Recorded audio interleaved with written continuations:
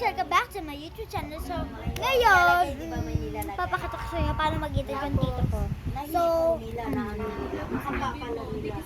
ayan. Ito pa yung drawing ng isang tito ko. Si Kuya Eman. Yan pa. Subscribe niyo po ako, please. Ayan po si Casey. Ganda. Ayan po. Pakita mo sa kanila, Kuya Tito Nathan. Ito pa po yung isang drawing ni Eman. Ayan. Pakita mo, edit mo. Wait lang. Wait lang daw. Wait lang. Go, bilisan mo. Ang nagsabi sa akin, hindi pa ako nagpa-ultrasound. Galing po mag-edit, no?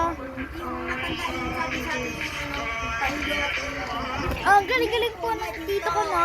Siyempre, ako rin po. Okay. Nahulog. Magaling po ako sa kalokohan. Hindi, joke na. Magaling ako makita ulo. sa... Sinabi Magaling ako sa pag-edit.